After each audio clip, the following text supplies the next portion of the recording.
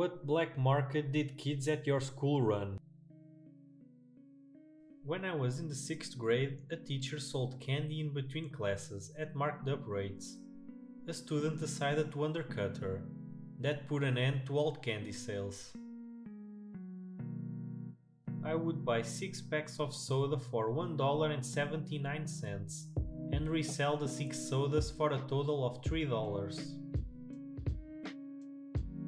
These little game coupons that our teacher gave out for winning class quiz games.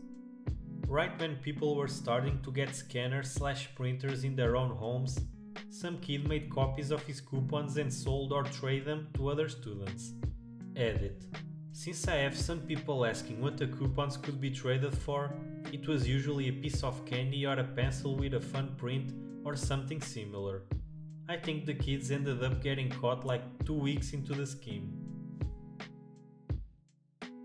The only guy in the school whose family had proper TV channels used to tape wrestling events and rent them out. MP3s and CDRs were just becoming available. A guy I knew made a killing on mixed CDs. Every week he circulated forms to fill out, where you selected the songs you wanted on the CD. The newest hits were on the top and changed weekly.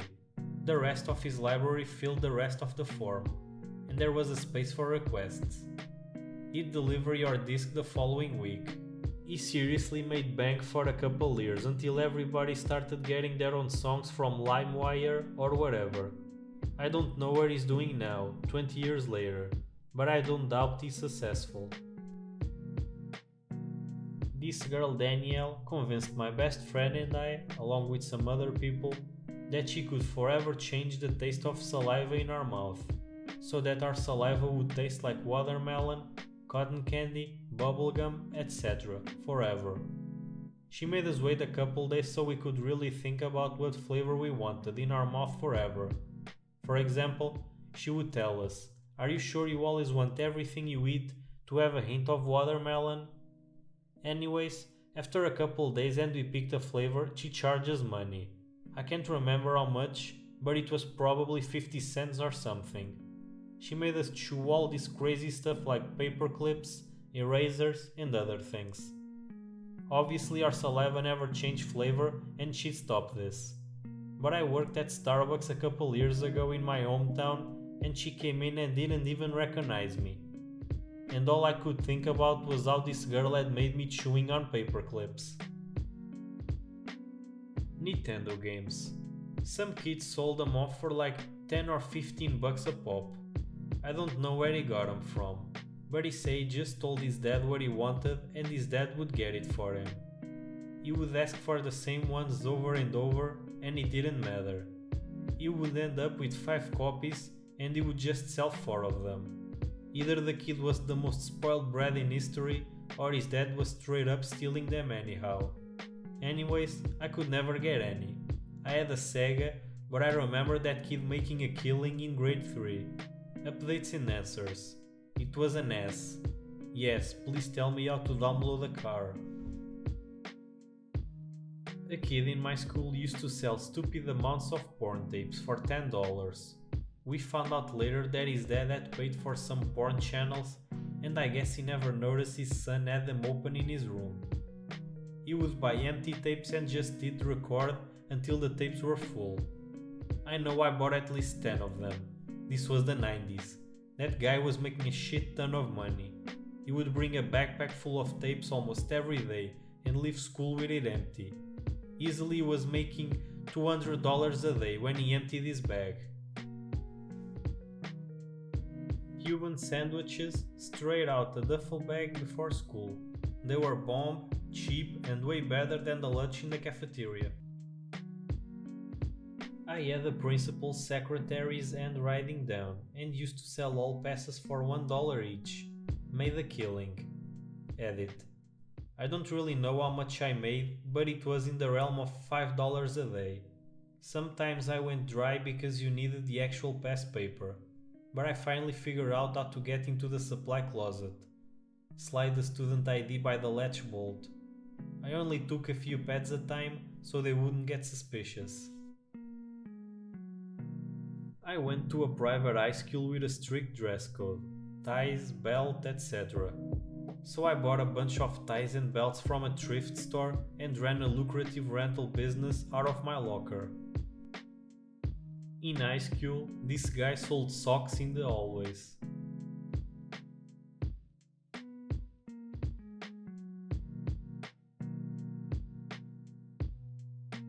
Apple laptops in middle school.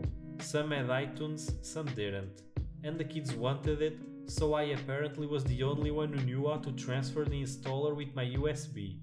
I put it on everyone's laptop for gifts, favors, etc. in return. Got caught by the sub that day. I told her it was my flash drive, I could do what I wanted with it. And that's how I got my second attention of my life. Edit. Gifts were typical middle schooler shit. Yu-Gi-Oh cards, fruit snacks, best fruit trades during lunch, gaining popularity, and hang out with the cool people. Obviously they were taking advantage of me, but I didn't mind.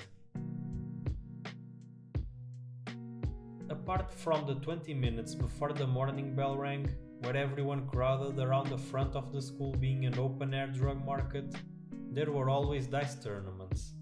The rules were 2 people put down X amount of money on a game, then both people rolled 2 dice at the same time. Whoever got 7 or 11 first won the game. The winners of the first rounds would play each other for the amount of money they won in previous games.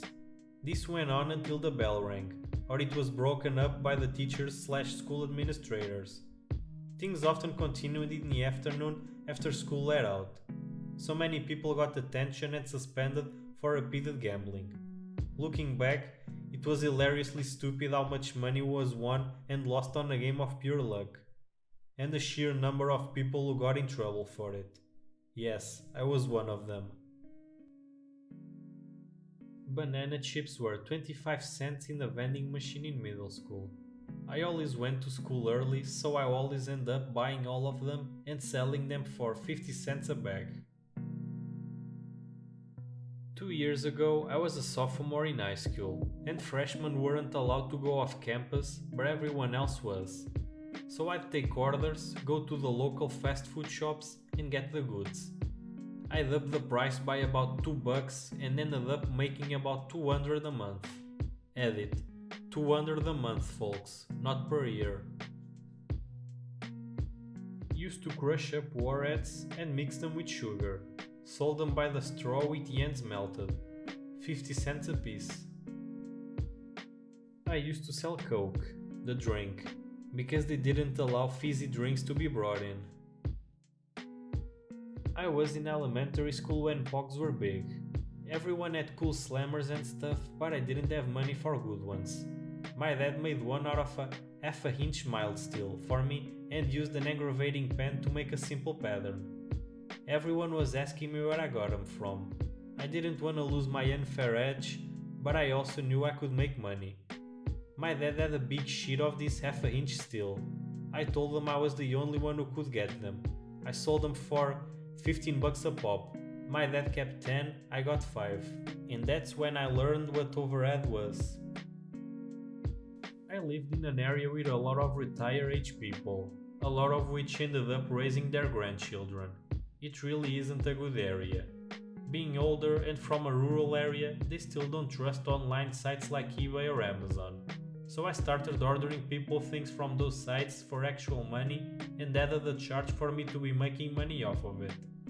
It eventually got shut down because I got someone a USB in the shape of a pistol. It was the size of a USB and clearly a USB, but it didn't matter. The principal actually got the police involved to try to get me in real trouble. Locker accessories such as carpets and magnets. At my school they took all sweets out of the vending machines and replaced them with healthy snacks. In the local town there was a sweet shop where you could buy a kilo of mixed sweets for £5. So every week I would go there and buy 1 pound of small paper bags and spend the Sunday night before repackaging them all, ready for the week ahead. Come Monday, I would go into school and load my bag up every day, selling the bags up to 50 pence. It it's not anything bad, but we had a black market for food and another for birth control pills.